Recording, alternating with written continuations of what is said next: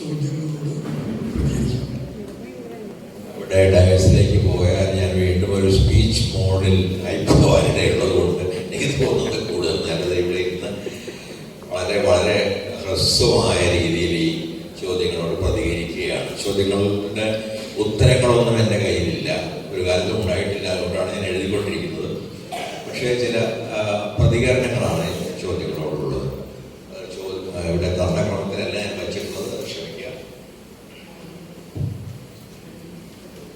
പ്രമുഖ വിവാദങ്ങളുടെ തിരക്കഥകളിൽ പെട്ടുപോകുന്നത് ഈ കാലഘട്ടത്തിന് വലിയ നഷ്ടവും കഷ്ടവും അല്ലേ? ചിലർക്ക് മനസ്സിലാവില്ല.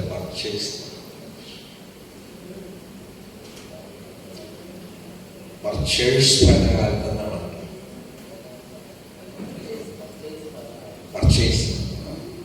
പർച്ചേസ് ഭരണകാലത്ത് ഇത്തരം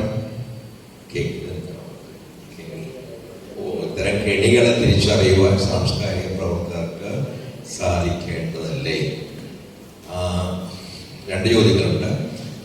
അപ്പോൾ ഈ വിവാദങ്ങളുടെ തിരക്കഥ അതിൻ്റെ ഭാഷയെക്കുറിച്ച് ഞാൻ പറയുന്നില്ല. അത് കാരണം ഇപ്പോൾ വളരെ പ്രചാരത്തിലുള്ള ഒരു ഭാഷയാണത്. സമീപകാലത്ത് സാമൂഹ്യ മാധ്യമങ്ങളിൽ നിലവിൽ വന്ന ഒരു ഭാഷയാണ്. അപ്പോൾ വിവാദങ്ങളുടെ തിരക്കഥകളിൽ പെട്ടുപോകുന്നത് തീർച്ചയായും അത്തരത്തിലുള്ള തിരക്കഥകൾ എഴുതപ്പെടുകയും നിരന്തരമായി സൃഷ്ടിക്കപ്പെടുകയും ചെയ്യുന്നുണ്ട്. അതിൽ പലതും നമുക്കറിയാവുന്നതുപോലെ അന്തസാരശൂന്യമോ അടിസ്ഥാന രഹിതമോ ആണ്. പലപ്പോഴും ഒട്ടും തന്നെ ശരിയല്ലാത്ത അല്ലെങ്കിൽ ഒരിക്കലും സംഭവിച്ചിട്ടില്ലാത്ത കാര്യങ്ങളുടെ അടിസ്ഥാനത്തിലാണ് ഈ തരത്തിലുള്ള പല വിവാദങ്ങളും ഇപ്പോൾ നടക്കുന്നത് എന്ന് നമുക്കറിയാം. ഫേക്ക് വീഡിയോകളെ പറ്റി കേൾക്കുന്നുണ്ട് ധാരാളമായി. ആ രീതിയിൽ തന്നെ ഡീപ് ഫേക്ക് മുതലായ വാക്കുകൾ പ്രചാരത്തിൽ വന്നുകൊണ്ടിരിക്കുന്ന ഒരു കാലമാണിത്. അതുകൊണ്ട് നാം പറഞ്ഞ അതുപോലെ വാട്സപ്പ് സർവകലാശാലയിൽ നമുക്ക് ഒരുപാട് തെറ്റായ വിവരങ്ങൾ നിരന്തരമായി നൽകിക്കൊണ്ടിരിക്കുന്നുണ്ട്. അതുകൊണ്ട് അവയെ പ്രതിരോധിക്കാനായിട്ട് എങ്ങനെയാണ് സത്യത്തെ നേരിട്ട് അറിയാൻ കഴിയുക എന്നുള്ളൊരു അന്വേഷണം എനിക്ക് തോന്നുന്നു യുവതലമുറ ശേഷി നടത്തേണ്ടതുണ്ട് എന്ന്. അപ്പോൾ ഇത് തീർച്ചയായിട്ടും കെണികൾ തന്നെയാണ്. കാരണം ഒരു വിവാദം ഉണ്ടാക്കുക, വിവാദങ്ങളിലേക്ക് അനാവശ്യമായ ആളുകളെ വലിച്ചിഴയ്ക്കുക, അവയോട് പ്രതികരിക്കാൻ എഴുത്തുകാരോ അല്ലെങ്കിൽ സാംസ്കാരിക പ്രവർത്തകരോ ഒക്കെ നിർബന്ധിക്കപ്പെടുക, അത്തരത്തിലൊരു സാഹചര്യം പലപ്പോഴും നിലവിലുണ്ട്.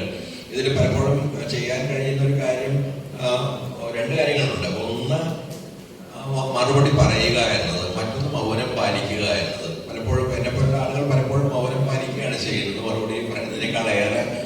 കാരണം മറുപടി അർഹിക്കുന്ന ചോദ്യങ്ങളോ അല്ലെങ്കിൽ മറുപടി നൽകേണ്ട തരത്തിലുള്ള വിവാദങ്ങളോ അല്ല പലപ്പോഴും സാംസ്കാരിക രംഗത്ത് ഉണ്ടാകുന്നത്.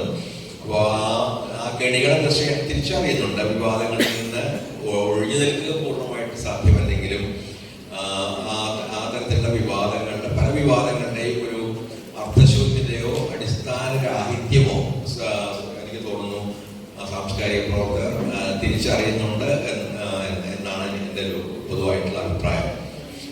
അധികരിക്കാനിടയുള്ള ഇത്തരം സാഹചര്യങ്ങളിൽ അവയുടെ മുനയൊടിച്ച് പുത്തൻ പ്രതിരോധം തീർക്കുവാൻ, അതിനായി ജനങ്ങളെ നയിക്കുവാൻ കാലം സാംസ്കാരിക പ്രവർത്തകരോട് ആവശ്യപ്പെടുന്നില്ലേ?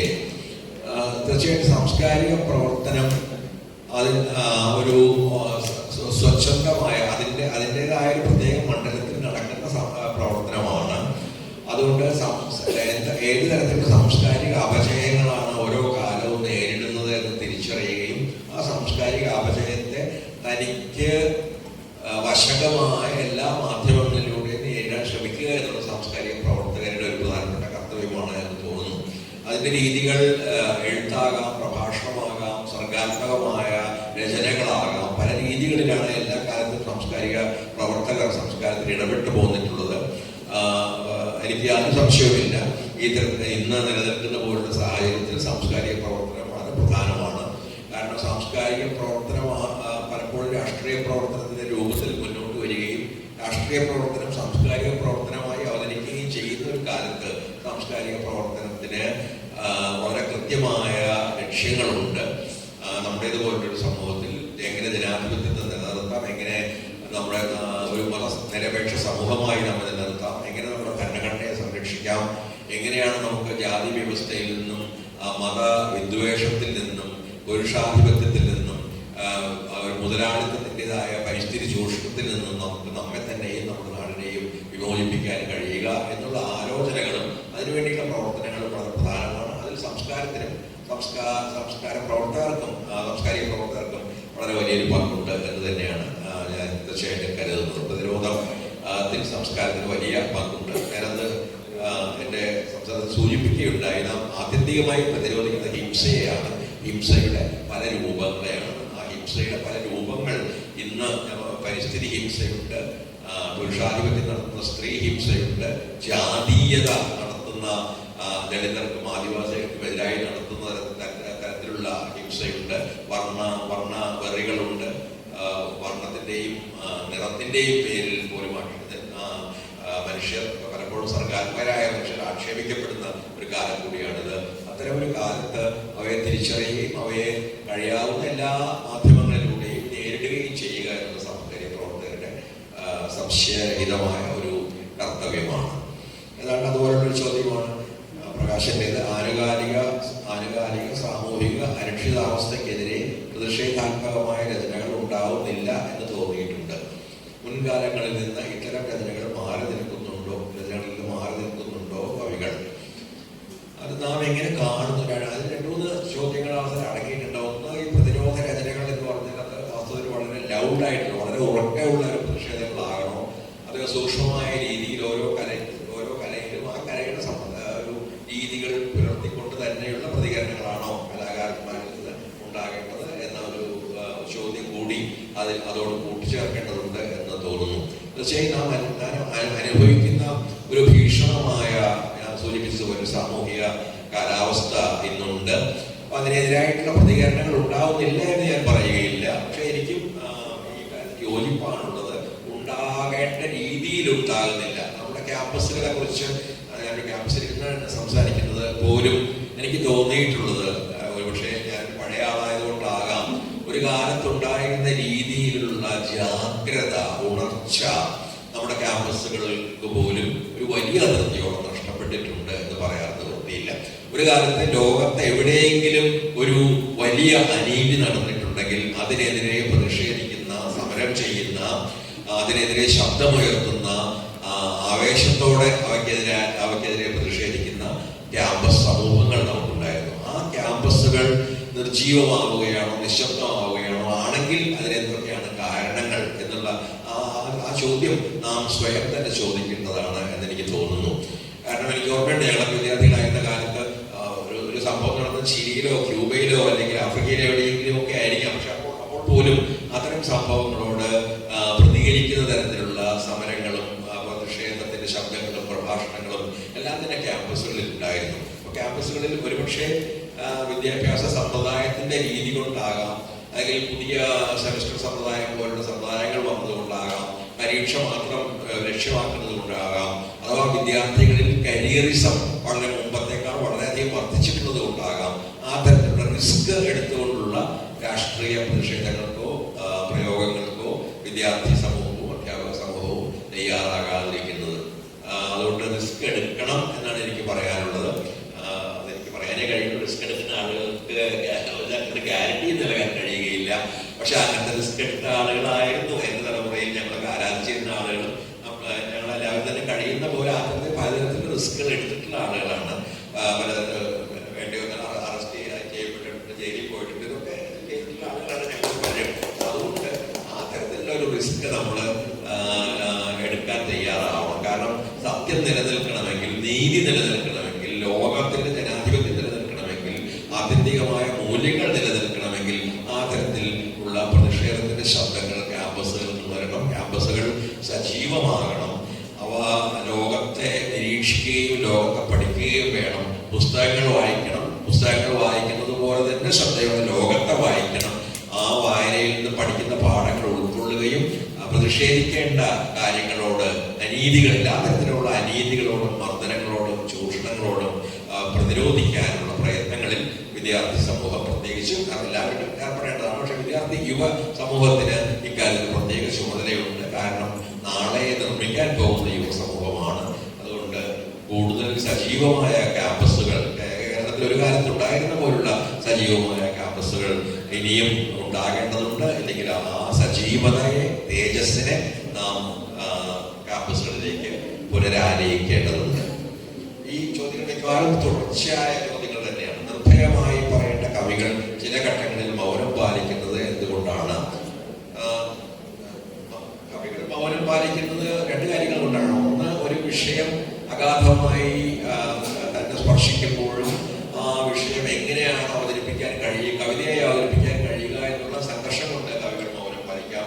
രണ്ട്, ഈ നിർഭയം അല്ലാത്തത് കൊണ്ട് തന്നെയാകാം. ഭയം ഉള്ളതുകൊണ്ട് ഏതെങ്കിലും രീതിയിൽ ആക്രമിക്കപ്പെടുമെന്ന്, നിശബ്ദരാക്കപ്പെടുമെന്നുള്ള ഭയം വർദ്ധിച്ചൊരു കാലത്താണ് നാം. ഒരിക്കൽ ജർമ്മനിയെ കുറിച്ച് പറയുന്നുണ്ട്, ജർമ്മനിയിൽ പോയ സന്ദർശകൻ തിരിച്ചു വന്നപ്പോൾ നാട്ടുകാർ ചോദിച്ചു, അവിടെ ആരാണ് ഭരിക്കുന്നത് ഇപ്പോൾ എന്ന്. ഹിറ്റ്ലറുടെ കാലത്താണ് അത്. അയാൾ ഹിറ്റ്ലർ എന്നല്ല പറഞ്ഞത്, അയാൾ പറഞ്ഞു ഭയമാണ് ജർമ്മനിയെ ഭരിക്കുന്നത് എന്ന്. ഒരുപക്ഷെ ഇന്ന് ഇന്ത്യയെ കുറിച്ച് അതേ വാക്ക് നമുക്ക് ഉപയോഗിക്കാൻ കഴിഞ്ഞേക്കുമെന്ന് തോന്നുന്നു. ഭയം ഇന്ത്യയെ കഠിനമായ രീതിയിൽ ഭരിക്കുന്നു. അറസ്റ്റ് ചെയ്യപ്പെടുമോ എന്ന ഭയം, കള്ളക്കേസുകളിൽ കുടുങ്ങുമോ എന്ന ഭയം, കൊല്ലപ്പെടുമോ എന്ന ഭയം. നാം മറന്നിട്ടില്ല പൻസാരിയെ ഒന്നും മറന്നിട്ടില്ല, ഗൗരി ലങ്കേഷിനെ മറന്നിട്ടില്ല. ഇതുപോലുള്ള അനേകം ആളുകളെ, ഞാൻ ആളുടെ പേര് പറയുന്നത്, സ്റ്റാൻ സ്വാമി വരെയുള്ള അനേകം പേരുകളുണ്ട്. അതിൽ 3-4 പേരെങ്കിലും എന്റെ സുഹൃത്തുക്കളോ പരിചിതരോ ആയിരുന്നു. ഗൗരിയെ വളരെ വളരെ അടുപ്പമുള്ള കുട്ടിയായിരുന്നു. ഞാൻ ബാംഗ്ലൂരിൽ നടക്കുമ്പോൾ ആ പ്രതിഷേധത്തിൽ ഞാൻ പങ്കെടുക്കുകയും ചെയ്തു. അപ്പൊ ഇതുപോലെ ഉള്ള അനേകം ആളുകൾ കൊല്ലപ്പെടുന്നു, അറിയപ്പെടാത്ത ആളുകൾ കൊല്ലപ്പെടുന്നു, കേസുകളിലേക്ക് വലിച്ചഴിക്കപ്പെടുന്നു, ജയിലിൽ കിടക്കുന്ന അവരും എന്റെ വിദ്യാർത്ഥി, ഹനിബാബു എന്റെ വിദ്യാർത്ഥിയാണ്. ഇങ്ങനെയുള്ള പല ആളുകളും ഇപ്പോൾ 10 വർഷമൊക്കെ ആയിട്ട് ജയിലിൽ വിചാരണ കൂടാതെ കഴിയുന്നു. അപ്പൊ ഏത് സമയത്ത് കൊല്ലപ്പെട്ടേക്കാം, പിടിക്കപ്പെട്ടേക്കാം. നിങ്ങളുടെ കമ്പ്യൂട്ടറോ അല്ലെങ്കിൽ മൊബൈലോ പിടിച്ചെടുത്ത് അതിലൊരു കേസിനുള്ള തെളിവുകൾ നിറച്ചു വെച്ച് നിങ്ങൾക്കെതിരെ ഒരു കള്ളക്കേസ് ഉണ്ടാക്കപ്പെട്ടേക്കാം എന്നുള്ള ഒരു ഭയം കൂടി ഒരുപക്ഷെ ആളുകളെ പ്രതികരണത്തിൽ നിന്ന് വിലക്കുന്നുണ്ടാകാം. പക്ഷെ ആ ഭയത്തെ അതിജീവിക്കാൻ കഴിയുന്നവർ മാത്രമേ ചരിത്രത്തെ മുന്നോട്ട് കൊണ്ടുപോയിട്ടുള്ളൂ എന്ന പാഠം കൂടി നാം ഉൾക്കൊള്ളേണ്ടതുണ്ട്. എക്കാലത്തും സമഗ്രാധിപത്യത്തിനെതിരായി ശബ്ദമുയർത്താനും അതിനാവശ്യമായ റിസ്കുകൾ എടുക്കാനും തയ്യാറായ ആളുകളാണ് ചരിത്രത്തെ മുന്നോട്ട് കൊണ്ടുപോവുകയും ജനാധിപത്യത്തെ സംരക്ഷിക്കുകയും ചെയ്ത് പോന്നിട്ടുള്ളത് എന്ന് നാം ഓർക്കേണ്ടതാണ്. ആധുനികതയ്ക്ക് ഉണ്ടായിരുന്നത് പോലുള്ള ഒരു സൗന്ദര്യശാസ്ത്രം ആധുനിക ആനന്തര കവിതയ്ക്ക് ഉണ്ടായിട്ടുണ്ടോ? ഉണ്ടെങ്കിൽ അതൊന്ന് ചുരുക്കി പറയാമോ? ഇല്ലെങ്കിൽ അതെന്തുകൊണ്ടാണ്? അതോടൊപ്പം തന്നെയാണ് പുതുകവിതയുടെ ബലവും ദൗർബല്യവും എന്താണ്? ഇത് ഞാൻ പറയാൻ ശ്രമിച്ചൊരു കാര്യം, വാസ്തവത്തിൽ ഇത്തരത്തിലുള്ള പ്രയോഗങ്ങൾ ആധുനിക ആനന്തരത മുതലായത് വളരെ വളരെ റിലേറ്റീവായ, ആപേക്ഷികവും താൽക്കാലികവുമായ പ്രയോഗങ്ങളാണ്.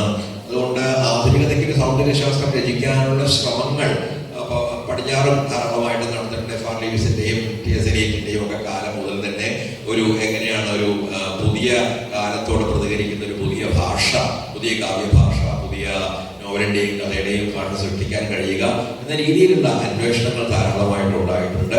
അതുപോലെ തന്നെ പോസ്റ്റ് മോഡേണിസത്തെ കുറിച്ച് അല്ലെങ്കിൽ ആധുനിക ആനന്തരതയെ കുറിച്ചും ധാരാളം തത്വചിന്തകരും നിരൂപകരും എഴുതാൻ ശ്രമിച്ചിട്ടുണ്ട്.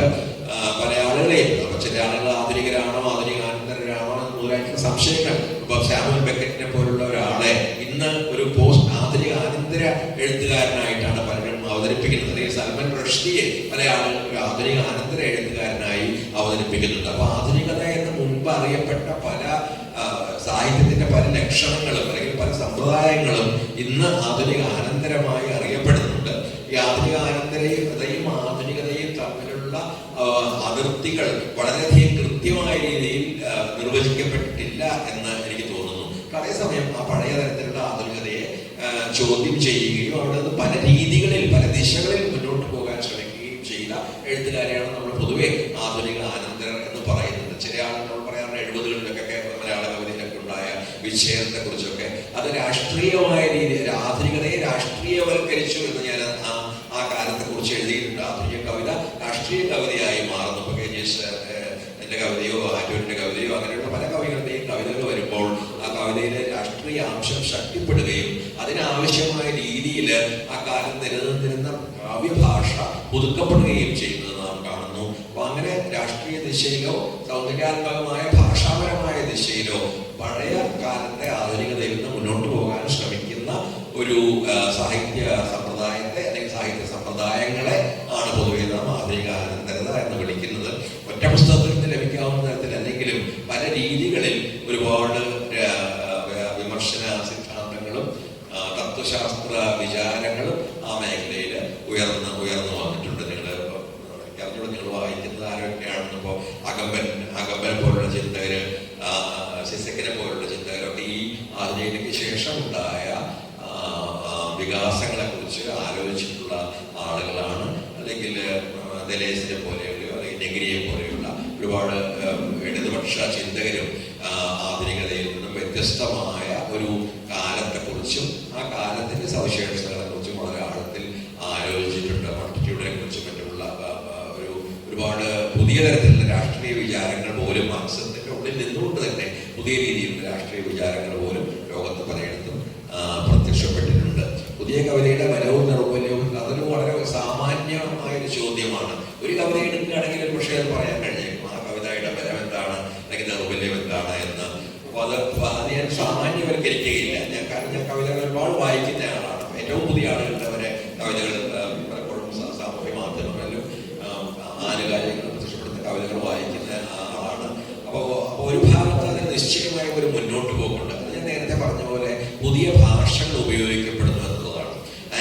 ഈ നമ്മുടെ പാർശ്വവൽക്കരിക്കപ്പെട്ട ഭാഷകൾ, ആദിവാസികളുടെ ഭാഷകൾ, അല്ലെങ്കിൽ പറയാൻ ആളുടെ പേര് പറയേണ്ട കാര്യമില്ല. നമ്മൾ ഡി അനിൽകുമാറിന്റെ കവിത വായിക്കുമ്പോൾ അല്ലെങ്കിൽ ചാലികതയുടെ കവിത വായിക്കുമ്പോൾ, വിജയയുടെയോ വിവിധയുടെയോ കവിത വായിക്കുമ്പോൾ ഒക്കെ തന്നെ നമുക്ക് തോന്നാറുണ്ട് ഒരു പുതിയ ഭാഷ കണ്ടെത്താൻ ശ്രമിക്കുന്നു. തങ്ങളുടെ അനുഭവങ്ങൾ ആവിഷ്കരിക്കാൻ ആവശ്യമായ ഭാഷ.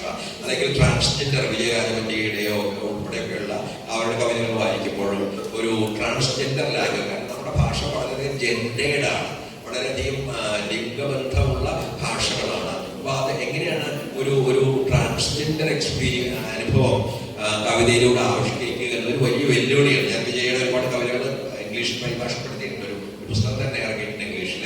അപ്പോൾ എനിക്ക് അനുഭവപ്പെടുന്നത് അമ്മയുടെ അനുഭവം, അല്ലെങ്കിൽ ഒരു നമ്മൾ സാധാരണ പറയുന്ന ഒരു സ്ത്രീ, നമ്മൾ പറയുന്ന എല്ലാ അനുഭവങ്ങളും പുരുഷന്റെയോ സ്ത്രീയുടെയാണ്. നായികമാരും ഒക്കെയാണ് നമുക്കുള്ളത്. നമ്മുടെ ഭാഷ മുഴുവൻ തന്നെ ആദരത്തെ സ്ത്രീലിംഗവും പുല്ലിംഗവും എനിക്ക് വിഭജിക്കണം. ഈ ഒരു ഭാഷയിൽ എങ്ങനെയാണ് ഒരു ട്രാൻസ്ജെൻഡർ ഒരു മുഴയിൽ പോലെയാണ് പലതരത്തിലുള്ള ആളുകൾ, അത് ഗെയ്സും ലെസ്ബിയൻസും പലതരത്തിലുള്ള ശാരീരികമായ പ്രത്യേകതകളുള്ള ആളുകളും ഒക്കെയുള്ള ഒരു വലിയ LGBTQ എന്ന് പറയുന്ന ഒരു വലിയ മഴവില്ലാണ്. അപ്പൊ അതിൽ ഇവരുടെ എല്ലാ അനുഭവങ്ങളും ഉണ്ട്. ശാരീരിക അനുഭവങ്ങൾ വ്യത്യസ്തമാണ്, രമ്യാനുഭൂതികൾ വ്യത്യസ്തമാണ്, സാമൂഹ്യ അനുഭവങ്ങൾ വ്യത്യസ്തമാണ്. അപ്പൊ ഈ വ്യത്യാസത്തെ എങ്ങനെ ഭാഷയിൽ അടയാളപ്പെടുത്തും എന്നുള്ള വലിയ ചോദ്യത്തെ വളരെ വേദനയോടെ അഭിമുഖീകരിക്കുന്ന ഒരു വിഭാഗമാണ് ട്രാൻസ്ജെൻഡർ വിഭാഗം. അപ്പൊ അവരും വാസ്തവത്തിൽ അവരുടേതായ ഒരു ഭാഷ കണ്ടെത്താനുള്ള ശ്രമം കൂടുതലായിട്ട് നടത്തിക്കൊണ്ടിരിക്കുന്നത് നാം കാണുന്നുണ്ട്. എനിക്ക് വളരെ ഇഷ്ടപ്പെട്ട ചില കവികളാണ് കൂടുതൽ ആദിയെ പോലുള്ള ചില കവികൾ, ആദിക്ക് സമർപ്പിച്ച് ഞാൻ കവിത തന്നെ എഴുതിയിട്ടുണ്ട്. അങ്ങനെ അവരുടെ സാഹിത്യകാരിൽ വന്നിട്ട് ആദ്യം ചെയ്തൊരു കാര്യം ഒരു ചെറിയ ട്രാൻസ്ജെൻഡർ ഫെസ്റ്റിവൽ നടത്തുകയായിരുന്നു. കാരണം അവർ അംഗീകാരം അർഹിക്കുന്നുണ്ട്, ശ്രദ്ധ അർഹിക്കുന്നുണ്ട്. കരുണയല്ല, അവരെ മുഖ്യധാരയുടെ തന്നെ ഭാഗമാണ് എന്ന് തിരിച്ചറിയേണ്ടതുണ്ട്. അവർക്ക് അവരുടെ ലൈംഗിക സ്വത്വം വെളിപ്പെടുത്താനുള്ള ധൈര്യം നൽകേണ്ടത് ഈ ആണുങ്ങളും പെണ്ണുങ്ങളുമായി വിഭജിക്കപ്പെട്ട സമൂഹമാണ്. അപ്പൊ ആ സമൂഹത്തിന്റെ ഒരു വലിയ കർത്തവ്യങ്ങളിലൊന്ന് ഈ ട്രാൻസ്ജെൻഡർ സമൂഹത്തെ അഭിമുഖീകരിക്കുകയും അവർക്ക് കമൗട്ട് ചെയ്യാൻ, ഞാനിങ്ങനെയാണ് വെളിപ്പെടുത്താനുള്ള ധൈര്യം നൽകുകയും ചെയ്യുകയാണ്. അപ്പൊ അവർ ഇപ്പോൾ നടത്തിക്കൊണ്ടിരിക്കുന്ന സമരം വളരെ പ്രധാനമാണ്. ഒരു സ്ത്രീയും പുരുഷനുമായി വിഭജിക്കപ്പെടാത്ത സാമാന്യ വ്യാകരണത്തെ പോലും പുറത്തു നിർത്തുന്ന രീതിയിലുള്ള ഒരു ഭാഷ കണ്ടെത്താനുള്ള ഒരു ശ്രമം, ആ ശ്രമം വളരെ പ്രധാനമാണ്. അതുപോലെ തന്നെയാണ് അതിനു മുമ്പ് ദളിത് കവികളുടെ ശ്രമം, അതിനു മുമ്പ് ഫെമിനിസ്റ്റുകളായിട്ടുള്ള കവികളുടെ ശ്രമം, ഇതെല്ലാം തന്നെ പല രീതികളിൽ പാർശ്വവൽക്കരിക്കപ്പെട്ട വിഭാഗങ്ങളുടെ ശബ്ദം കണ്ടെത്താനുള്ള വളരെ പ്രധാനപ്പെട്ട ശ്രമങ്ങളായിരുന്നു എന്ന് ഞാൻ കരുതുന്നു. പുതിയ കവിതയുടെ ബലം എന്ന് പറയുന്നത് ഈ അത്തരം പാർശ്വവൽക്കരണങ്ങളുടെ ഒരു ഭാഷ കണ്ടെത്താൻ അത് ശ്രമിച്ചുകൊണ്ട് ഇരിക്കുന്നതാണ്. ദൗർബല്യങ്ങളെ കുറിച്ച് ഞാൻ പറയുന്നില്ല. അത് സ്വാഭാവികമായും ഒരു പുതിയ രീതിയിലുള്ള എഴുത്തിലുള്ള പരീക്ഷണങ്ങളിൽ ദൗർബല്യങ്ങൾ ഉണ്ടാകാം. ആവശ്യത്തിലേറെ തങ്ങൾക്ക് ഒരുപാട് പറയാനുള്ളത് കൊണ്ട് അവർക്ക് പഴയ കവികളെ പോലെ പലതും ഒതുക്കി പറയാൻ കഴിയുന്നു വരില്ല. ആ രീതിയിലുള്ള പക്ഷെ അതൊക്കെ ഒരു മാറ്റത്തിന്റെ കാലത്തിന്റെ വളരെ സ്വാഭാവികമായ കാര്യങ്ങളായിട്ട് മാത്രമേ ഞാൻ കാണുന്നുള്ളൂ. ക്രമേണ അവർ കൂടുതലായി ലാവണ്യപരമായി മുന്നേറുമെന്ന് അവർ ശക്തമായ കവിതകൾ ഈ കവിത പുതിയ കവികളിൽ നിന്ന് ഉയർന്നു വരുമെന്നും ഉള്ളൊരു വിശ്വാസമാണ് എനിക്കുള്ളത്. കാരണം എൻ്റെ ചെറുപ്പകാലത്തുള്ള എൻ്റെ പ്രാർത്ഥന അക്കാലത്തുണ്ടായിരുന്ന കാരണവന്മാരെ പോലെ ആയി മാറരുത് ഞാൻ വയസ്സാകുമ്പോൾ എന്നായിരുന്നു. അതുകൊണ്ട് ഇന്നും അങ്ങനെ പ്രാർത്ഥിക്കുന്ന ഒരാളാണ് ഞാൻ. അതുകൊണ്ട് ഏറ്റവും ചെറിയ കുട്ടികളുടെ കവിത ഞാൻ എഴുതിയിട്ടുള്ള 1000 ആളുകളുടെയും കവിതകളുടെ ബ്ലർബുകളൊക്കെ എഴുതിയിട്ടുണ്ടാവും. അപ്പോഴൊക്കെ ഞാൻ വിചാരിക്കുന്നൊരു കാര്യം ഇതാണ്, ഈ പുതിയ കവികൾ ഒരു പുതിയ പരിശ്രമം നടത്തുകയാണ്, പുതിയ ഭാഷ കണ്ടെത്താൻ ശ്രമിക്കുകയാണ്, പുതിയ അനുഭവങ്ങൾ കൊണ്ടുവരാൻ ശ്രമിക്കുകയാണ്. പലപ്പോഴും മുഖ്യധാരാ കവിതയിൽ വന്നിട്ടില്ലാത്ത അനുഭവങ്ങൾ കൊണ്ടുവരാൻ ശ്രമിക്കുകയാണ്. അതുകൊണ്ട് അവർ നമ്മുടെ പൂർണ്ണമായ ഒരു പിന്തുണ ആവശ്യപ്പെടുന്നുണ്ട്, അർഹിക്കുന്നുണ്ട്. ആ പിന്തുണ നൽകുക എന്നതാണ് വളരെ പ്രധാനം. അതിൽ നിന്ന് ക്രമേണ കാലം തിരഞ്ഞെടുക്കേണ്ടത്. ഇതൊന്നും നമ്മൾ തീരുമാനിക്കുന്നില്ല ആരാണ് വലിയ കവി ആരാണ് ചെറിയ കവിയൊന്നും അതാത് കാലത്തൊന്നും പലപ്പോഴും തീരുമാനിക്കപ്പെടുന്നില്ല. അത് ക്രമേണ കാലം എന്ന് പറയുന്നത് സഹൃദയത്വത്തിന്റെ ഒരു അനുസ്യൂതിയാണ്.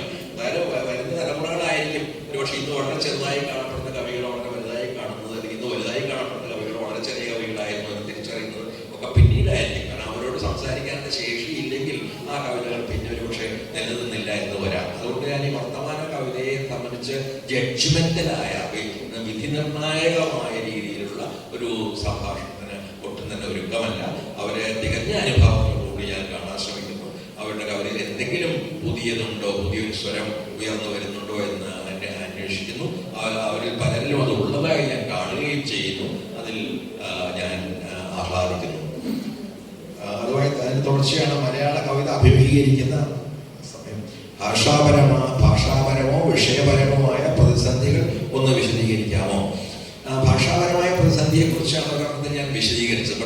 ട്രാൻസ്ജെൻഡറിന് സംസാരിക്കാവുന്ന ഒരു ഭാഷയില്ല, അല്ലെങ്കിൽ ദളിത് കവികൾ ആ തരത്തിലുള്ളൊരു ഭാഷ ഒരു വലിയ അളവിടെ കണ്ടെത്തി എന്ന് പറയാം. അത് ദളിത് കവികൾ നമുക്ക് വളരെ മുമ്പും ഉണ്ടായിട്ടുണ്ട്. പക്ഷേ ദളിത് കവിത എന്ന പേരിൽ അത് അറിയപ്പെടാൻ തുടങ്ങുന്നത് പിന്നീടാണ്. എസ് ജോസഫോ ഒക്കെ രംഗത്ത് വരുമ്പോഴാണ്. എസ് ജോസഫോ അല്ലെങ്കിൽ കലേഷോ അല്ലെങ്കിൽ MR കുമാറോ വിജയോ അങ്ങനെ ഒരുപാട് കവികൾ വരുന്നോളൂ, അല്ലെങ്കിൽ MR രാമണിയോ ഒരുപാട് പേര് അവർ രംഗത്ത് വരുന്നതോടുകൂടിയാണ് നമ്മളതിനെ ഒരു ദളിത് കവിത എന്ന പേരിട്ട് വിളിക്കാൻ തുടങ്ങുന്നത്. അപ്പൊ അവര് തീർച്ചയായിട്ടും ആദ്യകാലത്ത് ഈ രീതിയിൽ ഭാഷയുടെ പ്രശ്നം അഭിമുഖീകരിച്ചിരിക്കണം. കാരണം പലപ്പോഴും മുഖ്യധാരാ കവിയുടെ ഭാഷയിൽ സംസാരിക്കാൻ പറയാൻ പ്രയാസമായ അനുഭവങ്ങളാണ് അവർക്കുള്ളത്. അതുകൊണ്ട് ഞാൻ ഒരുപാട് ഈ പുതിയ കവികളുടെ കവിതകൾ ഇംഗ്ലീഷിൽ പരിഭാഷപ്പെടുത്തിയിട്ടുണ്ട്. പല ആവശ്യങ്ങൾക്ക് വേണ്ടി, സമാഹാരങ്ങൾക്ക് വേണ്ടിയും പറ്റും. ഇപ്പൊ ജോസഫിന്റെ കവിത പരിഭാഷപ്പെടുത്തുമ്പോൾ, ജോസഫിന്റെ ഒരു പുസ്തകം ഇംഗ്ലീഷിലുണ്ട്, അധികം ഞാൻ ചെയ്ത പരിഭാഷകരാണ്. അപ്പോൾ ജോസഫിനോട് എനിക്ക് ചോദിക്കേണ്ടി വന്നു പല കാര്യം. കാരണം ഈ ഈറ്റ വെട്ടുന്ന ആളുകൾ മാത്രം ഉപയോഗിക്കുന്ന ചില വാക്കുകൾ, ആ പ്രൊഫഷനുമായി ആ ജോലിയുമായി ബന്ധപ്പെട്ട പല വാക്കുകളും ജോസഫിന്റെ കവിതകളിലുണ്ട്. അതെനിക്ക് മനസ്സിലായിരുന്നില്ല. ചോദിച്ച് എന്താണെന്ന് മനസ്സിലാക്കേണ്ടി വന്നു. അപ്പൊ വാസ്തവത്തിൽ ഈ തരത്തിൽ ഭാഷയ്ക്കുള്ളില്, അതാണ് നമ്മുടെ കാലഘട്ടത്തിന്റെ ഏറ്റവും വലിയ വെളിപ്പെടുത്തലുകളിലൊക്കെ, ഓരോ ഭാഷയ്ക്കുള്ളിലും അനേകം ഭാഷകൾ നിലനിൽക്കുന്നുണ്ട് എന്നതാണ്. നമുക്ക് തീർച്ചയായിട്ടും ഒരു മാനക ഭാഷയുണ്ട് എന്ന് പറയാം. അത് വേണ്ടെന്ന് ഞാൻ പറയുകയുമില്ല. കാരണം എല്ലാ മലയാളികൾക്കും പരസ്പരം സംവദിക്കണമെങ്കിൽ പൊതുവായ ഒരു മാനക ഭാഷ ആവശ്യമാണ്. പക്ഷേ ഇന്ന് കേരളത്തിൽ മാത്രമല്ല ഇത് സംഭവിക്കുന്നത്. ഞാൻ മറ്റു ഭാഷകളുടെ കവിതകളെ കുറിച്ച് ഏതാണ്ട് ഒരു ധാരണ ഉള്ളതുകൊണ്ട് പറയുകയാണ്. മറ്റു ഭാഷകളിലും ഈ തരത്തിൽ ഉള്ള കവികൾ പുറത്തു വരികയും അവർ അവരുടെ ഭാഷകളുമായി വരികയും ചെയ്യുന്നുണ്ട്. ഇപ്പം മുസ്ലിം ഭാഷ കേരളത്തിൽ തന്നെയാണ്. മുസ്ലിം ഭാഷ ഉപയോഗിച്ച് എഴുതുന്ന കവികൾ നമുക്കറിയാം. മനോമയ വിഷുപതിപ്പിൽ സമ്മാനം കിട്ടിയ കവിതകളോ കഥകളോ ഒക്കെ നോക്കിയാൽ നമുക്കറിയാൻ പറ്റും. മാത്രമല്ല നമുക്ക് ഒരുപാട് പേരുണ്ട്. മുമ്പൊന്നും അത് ഉപയോഗിക്കാൻ സാധാരണ അനുവാദമില്ലായിരുന്നു. ഒരു സ്റ്റാൻഡേർഡ് ലാംഗ്വേജ് ഉണ്ട്. ആ സ്റ്റാൻഡേർഡ് ലാംഗ്വേജ് ഉപയോഗിച്ചാലേ കവിതയാവുള്ളൂ എന്നുള്ള വിശ്വാസം അതൊക്കെ മാറിക്കൊണ്ടിരിക്കുകയാണ്. അപ്പൊ ഈ ഭാഷയ്ക്കുള്ളിലെ ഭാഷകൾ പുറത്തു വരികയും സ്വാതന്ത്ര്യം പ്രഖ്യാപിക്കുകയും ഞങ്ങളും മലയാളികൾ തന്നെയാണ്, ഇതും മലയാളം തന്നെയാണ് എന്ന് അവർ പറയാൻ ആരംഭിക്കുകയും ചെയ്തു. അത് ഭാഷാപരമായി ഇന്ത്യയിലെമ്പാടും, ഒരുപക്ഷെ ലോകത്തെമ്പാടും സംഭവിച്ചുകൊണ്ടിരിക്കുന്ന ഒരു വലിയ വിപ്ലവം തന്നെയാണ്. എനിക്കറിയാം മെക്സിക്കോയിലെയും ചിലിയിലെയും ഒക്കെ തന്നെ ആദിവാസികളായ ആളുകൾ അവരുടെ ഭാഷകളിൽ എഴുതാൻ തുടങ്ങിയിട്ടുണ്ട്. ആ കവിതകൾ പിന്നീട് സ്പാനിഷിലേക്കോ ഒരു മുഖ്യ യൂറോപ്യൻ ഭാഷയിലേക്കോ ഒക്കെ പരിഭാഷപ്പെടുത്തുമ്പോൾ അത് എത്ര മഹത്തായ കവിതകളാണെന്ന് നമ്മൾ തിരിച്ചറിയാൻ തുടങ്ങും. ആവശ്യപ്പെട്ടിരിക്കുന്ന ഒരു കാലമാണിത്. അപ്പോൾ ഒരു പ്രതിസന്ധിയുണ്ട്. ആ പ്രതിസന്ധി നേരിടാൻ ശ്രമിക്കുന്നത്, ആ പ്രതിസന്ധി എന്താണ്? ഈ സ്റ്റാൻഡേർഡ് മലയാളമാണ് വാസ്തവത്തിൽ. ഈ പുതിയ കവികൾ പലപ്പോഴും അനുഭവിക്കുന്ന പ്രതിസന്ധി അവരുടെ മുമ്പുള്ള കവികൾ എഴുതി വെച്ചിട്ടുള്ള കവിതയുടെ ഭാഷയാണ്. ആ ഭാഷ മാത്രമല്ല, അതാണ് കാവ്യഭാഷ എന്ന് ഉറപ്പിച്ചു പറയുന്ന അധ്യാപകരും വിമർശകരും എല്ലാം ചേർന്ന ഒരു വലിയ മതിലാണ് അവരുടെ മുമ്പിലുള്ളത്. ഈ മതിലിനെ പേടിച്ച് ഇതല്ലതോ ഞങ്ങൾക്ക് വേറെ രീതിയിൽ എഴുതാൻ പറ്റും എന്ന് പറഞ്ഞുകൊണ്ട് ധൈര്യത്തോടുകൂടി മുന്നോട്ട് വരുന്ന ഒരുപാട് ചെറുപ്പക്കാരികളുണ്ട്. അത് വളരെ വളരെ പ്രധാനമാണ്. ഈ ഭാഷയ്ക്ക് ഉള്ളിലെ ഭാഷകൾക്ക് പുറത്തു വരാനുള്ള അവസരം കിട്ടുന്നത് വളരെ പ്രധാനപ്പെട്ട ഒരു കാര്യമാണ്. അത് നമ്മുടെ ഭാഷയെ തന്നെ ഒരുപക്ഷെ മാറ്റി എടുക്കുന്ന ഒന്നായി മാറും എന്ന് ഞാൻ വിചാരിക്കുന്നു. അത് പ്രാദേശിക ഭാഷകളാകാം, സാമുദായിക ഭാഷകളാകാം, തൊഴിലുകളുമായി ബന്ധപ്പെട്ട ഭാഷകളാകാം. ഒരു ഭാഷ അതിജീവിക്കുന്നത് വാസ്തവത്തിൽ ഇങ്ങനെ അനേക തരത്തിൽ ആ ഭാഷ നിലനിൽക്കുന്നത് കൊണ്ടുകൂടിയാണ്. എല്ലാ ലിംഗ്വിസ്റ്റുകളും ഭാഷാശാസ്ത്രജ്ഞന്മാരും പറയുന്ന ഒരു കാര്യം, ഒരു ഭാഷയ്ക്ക് ഒരൊറ്റ രൂപം മാത്രമേ ഉള്ളൂ എങ്കിൽ അത് നശിച്ചു പോകാനുള്ള സാധ്യത വളരെ കൂടുതലാണ് എന്നാണ്. ഒരു ഭാഷ നിലനിൽക്കുന്നതിനുള്ള പ്രധാന കാരണങ്ങളിൽ ഒന്ന് അതില് വിജ്ഞാന ഭാഷയുണ്ട്, പത്രഭാഷയുണ്ട്, സംസാര ഭാഷയുണ്ട്, സമുദായ ഭാഷയുണ്ട്, തൊഴിലുമായി ബന്ധപ്പെട്ട ഭാഷകളുണ്ട്. ഇങ്ങനെ അനേക രജിസ്റ്ററുകൾ, സാധാരണ ഇംഗ്ലീഷ് പറയും, പല രജിസ്റ്ററുകൾ ഉള്ളത് കൊണ്ടാണ്, പല ഭാഷാ വിധാനങ്ങൾ ഉള്ളത് കൊണ്ടാണ് ഒരു ഭാഷ നിലനിൽക്കാൻ കൂടുതൽ ശക്തമാകുന്നത്. അതുകൊണ്ട് ഇത്തരം ഭാഷകളുടെ നിലനിൽപ്പ് വളരെ പ്രധാനപ്പെട്ട ഒരു കാര്യമാണ്. പൊളിറ്റിക്കൽ കറക്റ്റ്നെസിന്റെ കാലത്ത് എഴുത്തുകാർ നേരിടുന്ന വെല്ലുവിളികൾ എന്തൊക്കെയാണ്? അതുപോലെ നിർമ്മിത ബുദ്ധിയുടെ കാലത്ത് എഴുത്തുകാർ എങ്ങനെ പ്രതിരോധിക്കും? പൊളിറ്റിക്കൽ കറക്റ്റ്നെസ്, അത് വാസ്തവത്തിൽ അതിനെക്കുറിച്ച് വളരെയധികം ചെയ്യാൻ തുടങ്ങിയാൽ എഴുത്തോടെ പ്രയാസമാകും എന്ന് എനിക്ക് തോന്നുന്നുണ്ട്. വാസ്തവത്തിൽ അത് പ്രാഥമികമായിട്ട് തീർച്ചയായും ചില പ്രത്യേക സന്ദർഭങ്ങളുണ്ട്, നാം ഒഴിവാക്കേണ്ട പ്രയോഗങ്ങളുണ്ട്. നമ്മുടെ കാലത്തിന്റെ ബോധം നമ്മുടെ എഴുത്തിൽ പ്രതിഫലിക്കുന്നുണ്ടെങ്കിൽ നിശ്ചയമായും നാം പൊളിറ്റിക്കലി റോങ് എന്ന് വ്യക്തമായ പ്രയോഗങ്ങൾ ഒഴിവാക്കി എന്ന് വരും. കഴിയുന്നത്ര ഒഴിവാക്കേണ്ടതുമാണ് എന്ന് ഞാൻ പറയും. അതേ സമയത്ത് ചില സമയത്ത് ചില പ്രത്യേക അതാ എഴുത്തിന്റെ കോണ്ടെക്സ്റ്റിനെ കൂടി ആശ്രയിച്ചിരിക്കുന്ന ഒരു കാര്യമാണ്. ചില എഴുത്തിന്റെ ചില പ്രത്യേക സന്ദർഭത്തിൽ, ഉദാഹരണത്തിന് ജാതിയുടെ പേര് പറയുക, ഇപ്പൊ പറയുന്നോ ഉള്ള വാക്ക് പറയുന്നത് വേണമെങ്കിൽ പൊളിറ്റിക്കലി കറക്റ്റ് അല്ലെന്ന് പറയാം. പക്ഷെ വാസ്തവത്തിൽ ദേ എക്സിസ്റ്റ്. ശരിക്കും നമ്മുടെ സമൂഹത്തിൽ അവർ നിലനിൽക്കുന്നു, അവരായി തന്നെ നിലനിൽക്കുന്നു. പലപ്പോഴും പഴയ വിവേചനമോ അതിലേറെ വിവേചനമോ അനുഭവിച്ചുകൊണ്ട് അവർ നിലനിൽക്കുന്നു. രോഹിത് വേമുലയ്ക്ക് ആത്മഹത്യ ചെയ്യേണ്ടി വരുന്നു. ആത്മഹത്യ ചെയ്ത് കഴിഞ്ഞിട്ടും രോഹിത് വേമുലയെ അകറ്റി നിർത്താൻ അല്ലെങ്കിൽ അദൃശ്യനാക്കാനുള്ള ശ്രമങ്ങൾ തുടർന്നുകൊണ്ടിരിക്കുന്നു. അത്തരത്തിലൊരു കാലത്ത് ചിലപ്പോഴൊക്കെ നമുക്ക് അങ്ങനെ പറഞ്ഞുകൊണ്ട് തന്നെ, ആ പേരുകൾ പറഞ്ഞുകൊണ്ട് തന്നെ അത് പൊളിറ്റിക്കലി കറക്റ്റ് അല്ല എന്ന് മറ്റുള്ളവർ പറഞ്ഞാലും, കാരണം ചിലപ്പോഴൊക്കെ പൊളിറ്റിക്കൽ കറക്റ്റ്നെസിന്റെ രണ്ട് പ്രഭാവങ്ങളുണ്ടോ. അത് ശരിയായ ഒന്നാണ്. മറ്റൊന്ന് ഈ പൊളിറ്റിക്കൽ കറക്റ്റ്നെസ് തന്നെ വളരെ തെറ്റായ വിചാരത്തിൽ നിന്ന് വരാം. ഇപ്പൊ ജാതിയൊക്കെ പോയി കേരളത്തിൽ നിന്ന് എന്ന് പറയുന്ന ആളുകൾ ഞാൻ വിശ്വസിക്കുന്ന ആളെയല്ല. ആ ജാതി കഠിനമായി നിലനിൽക്കുന്നുണ്ടെന്നും അത് പ്രത്യക്ഷത്തിൽ പോയെങ്കിൽ നമ്മളത് കാപ്പറ്റിന്റെ അടിയിലേക്ക് എവിടെയൊക്കെ തള്ളി നീക്കിയിട്ട് മാത്രമേ ഉള്ളൂ എന്നും വിചാരിക്കുന്ന ഒരാളാണ്. പിന്നിൽ നിന്ന് ജാതി പറയാം, മുമ്പിൽ ജാതി പറഞ്ഞുകൂടാന്നുള്ള വ്യത്യാസം മാത്രമാണ് കേരളത്തിൽ ഉണ്ടായിട്ടുള്ളത്. ഞാൻ പറയുമ്പോൾ ക്ഷമിക്കുക. പക്ഷേ എൻ്റെ അനേകം അനുഭവങ്ങൾ, സുഹൃത്തുക്കളുടെ അനുഭവങ്ങളൊക്കെ വെച്ച് പറയാൻ കഴിയുന്ന ഒരു കാര്യമാണ്. പുറത്തു വെച്ച് ജാതി നിങ്ങളോട് ആരും നേരിട്ട് ചോദിക്കില്ല. ഇതിന്റെ മൂന്നാമതൊരാളോട് ചോദിക്കും, എന്താണ് അയാളുടെ ജാതി, റിസർവേഷനുള്ള ആളാണോ, ഈ രീതിയിൽ. ഇത് വളരെ സാധാരണ ഓഫീസുകളിലും കോളേജുകളിലും ഒക്കെ സാധാരണമായ സംസാരമാണ്. അതുകൊണ്ട് ജാതി നിർമ്മാർജ്ജനം എന്ന് അംബേദ്കർ കണ്ട മഹാസ്വപ്നം, അനൈഹിലേഷൻ ഓഫ് കാസ്റ്റ് എന്ന് പറയുന്ന ആ സ്വപ്നം ഇന്നും സാധ്യതമായിട്ടുണ്ട് എന്ന് ഞാൻ കരുതുന്നില്ല. അതുകൊണ്ട് നമ്മുടെ ഏറ്റവും പ്രധാനപ്പെട്ട ഒരു പൊളിറ്റിക്കൽ അജണ്ട ആവേണ്ടത് ജാതി നിർമ്മാർജ്ജനം തന്നെയാണ്. അപ്പോൾ അതിനു വേണ്ടിയാണ് താൽക്കാലികമായ ഒരു പരിഹാരം എന്ന നിലയിലേക്കാണ് ബുദ്ധമതത്തിലേക്ക് മാറാൻ തന്റെ അനുയായികളോട് അംബേദ്കർ പറയുകയും അവസാന കാലത്ത് ബുദ്ധമതവുമായി ബന്ധപ്പെട്ട 3 പുസ്തകങ്ങൾ എഴുതുകയും ചെയ്തത്. പക്ഷെ ആ രീതിയിലല്ല. ഒരുപക്ഷെ ജാതി തന്നെ ഇല്ലാതാകുന്ന ഒരു അവസ്ഥ, അത് ഇപ്പോൾ സാങ്കല്പികമായ അവസ്ഥയാണെങ്കിലും അത്തരം ഒരു അവസ്ഥയിലേക്ക് നീങ്ങാനുള്ള ശ്രമങ്ങൾ വളരെ പ്രധാനമാണ്. അപ്പോൾ ഞാൻ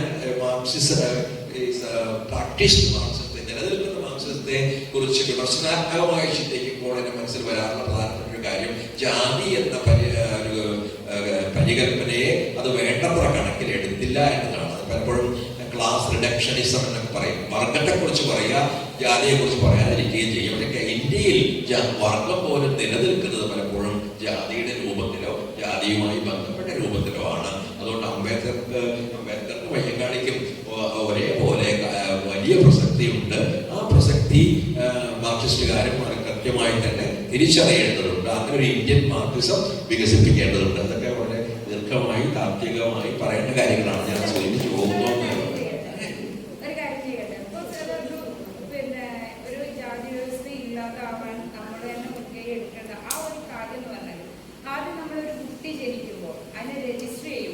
കൃത്യമായിട്ട് അതിൽ ജാതി മതം എന്ന് ചോദിക്കുന്നുണ്ട്. രണ്ടാമത് ഒരു കുട്ടിയെ ഞാനൊരു അധ്യാപികയാണ് ചേർത്തുമ്പോൾ അതിൽ കൃത്യമായിട്ട് ജാതി മതം എന്ന് ചോദിക്കുന്നുണ്ട്. അപ്പൊ എങ്ങനെയാണ് ഇതിന് ഇല്ലായ്മ ചെയ്യാൻ കഴിയുക? കോളത്തിൽ സെക്യുലറിന് എഴുതാനുള്ള ഓപ്ഷൻ ഉണ്ട്. ഞാൻ എന്റെ മോനെ സെക്യുലറിനാണ് എഴുതുന്നത്. അതൊരു സങ്കടകരമായ അവസ്ഥയാണ്. രണ്ട് കാര്യങ്ങളുണ്ട്. മതത്തെ സംബന്ധിച്ച് നമുക്ക് വിശ്വസിക്കുന്നില്ല എന്ന് പറയാം. ജാതിയിൽ വിശ്വസിക്കുന്നില്ല എന്ന് പറയാൻ പറ്റാത്തതിന്റെ പ്രധാനപ്പെട്ട കാരണം സംവരണം നിലനിൽക്കുന്നു. സംവരണം നിലനിൽക്കണം താനും. അതാണ് അതൊരു കോൺഫ്ലിക്റ്റിംഗ് ആയ ഒരു ഒപ്പീനിയൻ ആയിരിക്കാം. പക്ഷെ സംവരണം നിലനിൽക്കാൻ നിവൃത്തിയില്ല. കാരണം ഇന്നും ആഗ്രഹിച്ച പോലെ ഈ സംവരണം ലഭിക്കുന്ന വിഭാഗങ്ങൾ മുന്നോട്ട് എത്തിയെന്ന് പറഞ്ഞുകൊണ്ട് നമ്മൾ കൃത്യമായ കണക്കുകളുണ്ട്. എത്ര ശതമാനം പേര് അടുത്ത കണക്കുകൾ ധാരാളമായിട്ട് പുറത്തു വന്നിട്ടുണ്ട്. ബ്രാഹ്മണര്, എന്റെ തന്നെ അനുഭവത്തിൽ അത്രയുണ്ട്. ഡൽഹിയിൽ ചെന്നപ്പോൾ, ഡൽഹിയിൽ സാഹിത്യ അക്കാദമിയിൽ ചെന്നപ്പോൾ ആദ്യമായിട്ട് എന്നോട് ചോദിച്ചത് എങ്ങനെയാണ് ഈ അക്കാദമിയിൽ ജോലി കിട്ടിയതെന്നാണ്. കാരണം എന്നോട് ചോദിച്ചത് എൻ്റെ അസിസ്റ്റന്റ് എഡിറ്റർ, ഞാൻ എഡിറ്ററായിരുന്നു ആദ്യം പോകുന്നത്, പിന്നെ സെക്രട്ടറിയായി. അപ്പോൾ അവരൊരു കാശ്മീരി പണ്ഡിറ്റായിരുന്നു. അപ്പോൾ അവരെന്നോട് ചോദിച്ചു എങ്ങനെയാണ് നിങ്ങൾ ഏത് വർണ്ണത്തിൽപ്പെട്ട ആളാണെന്ന് ചോദിച്ചു. ഞാൻ പറഞ്ഞത് ശൂദ്രനാണ്. അപ്പൊ എങ്ങനെയാണ് സാഹിത്യ അക്കാദമിയിൽ ഇത്ര വലിയൊരു ജോലി കിട്ടിയതെന്ന് ചോദിച്ചു. അപ്പോഴാണ് കേരളീയർ നമ്മൾ അങ്ങനെ എന്നൊക്കെ പറഞ്ഞാൽ അങ്ങനെ ആലോചിക്കാറില്ല. ഒരു സ്ഥലത്ത് എത്ര ജാതിയിൽ ആരൊക്കെ ഉണ്ടെന്ന് പെട്ടെന്ന് ആലോചിക്കാറില്ല. അപ്പൊ ഞാൻ എണ്ണി തുടങ്ങി. അക്കാദമിയിൽ നോക്കുമ്പോൾ എല്ലാ ഡെപ്യൂട്ടി സെക്രട്ടറിമാരും ബ്രാഹ്മണർ തന്നെ. എനിക്ക് മുമ്പുണ്ടായിരുന്ന എല്ലാ അക്കാദമി സെക്രട്ടറിമാരും ബ്രാഹ്മണർ. അന്നുണ്ടായിരുന്ന ഒരു പ്രസിഡന്റ് ഒഴികെയുള്ള എല്ലാ പ്രസിഡന്റുമാരും, അത് അദ്ദേഹം മുസ്ലിമായിരുന്നു, എല്ലാ പ്രസിഡന്റുമാരും ബ്രാഹ്മണർ ആദ്യകാലങ്ങളിൽ. അപ്പോഴാണ് നമ്മൾ പെട്ടെന്ന് ഒരു ശരിക്കും ഷോക്കായിരുന്നു എനിക്കത്. ഷോക്കോടുകൂടി തിരിച്ചറിയുന്നത് പിന്നീട് ഞാൻ IAS നോക്കാൻ തുടങ്ങി. എനിക്ക് പതിവായിട്ട് പോകേണ്ടി വന്നിരുന്നു ഈ സാംസ്കാരിക വകുപ്പിലൊക്കെ. അവിടെ ചെല്ലുമ്പോൾ സാംസ്കാരിക വകുപ്പ് സെക്രട്ടറി അയ്യര്, സാംസ്കാരിക വകുപ്പിന്റെ ജോയിന്റ് സെക്രട്ടറി വേറൊരു ഏതോ വിഭാഗത്തിൽപ്പെട്ട ഒരു ബ്രാഹ്മണൻ. ഇങ്ങനെ നോക്കി വരുമ്പോഴാണ് അടുത്ത കാലത്ത് ഇതിന്റെ ശതമാനക്കണക്കിന് കൃത്യമായിട്ട് വന്നിട്ടുണ്ട്. ഏതാണ്ട് 4% മാത്രമൊക്കെ ജനസംഖ്യയുടെ 4% മാത്രമുള്ള ബ്രാഹ്മണർ എങ്ങനെയാണ് 60-70% ഏറ്റവും പ്രധാനപ്പെട്ട സ്ഥാനങ്ങളിൽ ഇന്ത്യയിൽ ഇന്നും ഇരിക്കുന്നത് എന്ന്. അപ്പോഴാണ് നമ്മളൊരു ഷോക്കോടുകൂടി തിരിച്ചറിയുന്നത് നാം ഈ ജാതി വ്യവസ്ഥയുടെ നിർമ്മാർജ്ജനത്തെ കുറിച്ച് പറഞ്ഞിരുന്നതൊക്കെ എവിടെ പോയി, അത് വെള്ളത്തിൽ വരച്ച വര പോലെ അർത്ഥശൂന്യമായി പോയില്ലേ എന്ന് നമുക്ക് ചോദിക്കേണ്ടി വരുന്നത്. ചോദ്യം വളരെ ശരിയാണ്. ഈ ആ കാറ്റഗറികൾ നമ്മുടെ ഫോമുകളിലൊക്കെ പൂരിപ്പിക്കേണ്ടി വരുന്നിടത്തോളം കാലം ജാതി മുഴുവനായിട്ട് പോവുകയില്ല. ജാതി, ഞാൻ പറഞ്ഞ പോലെ ജാതിയെ സംബന്ധിച്ച് നോ പറയാം, ഞാൻ വിശ്വാസിയല്ല എന്ന് പറയാം. ജാതിയെ സംബന്ധിച്ച് ഈ സംവരണം പോലുള്ള ആനുകൂല്യങ്ങൾ വേണമെങ്കിൽ ജാതി പറഞ്ഞേ തീരൂ എന്നൊരു അവസ്ഥ നിലനിൽക്കുന്നുമുണ്ട്. അതിന്റെ കൃത്യപരിഹാരമൊന്നും എന്റെ കയ്യിൽ. പക്ഷെ കൃത്യപരിഹാരം ജാതി എന്നുള്ളത് ഇല്ലാതാവുകയും സംവരണം ആവശ്യമില്ലാതാവുകയും ചെയ്യുന്ന ഒരു വ്യവസ്ഥ. ആ ഉയരത്തിലേക്ക് സംവരണം ഉള്ള വിഭാഗങ്ങൾ എത്തിപ്പെടുക, ഉയർന്നു വരിക എന്നുള്ളത് മാത്രമാണ് എനിക്ക് തോന്നുന്നത്.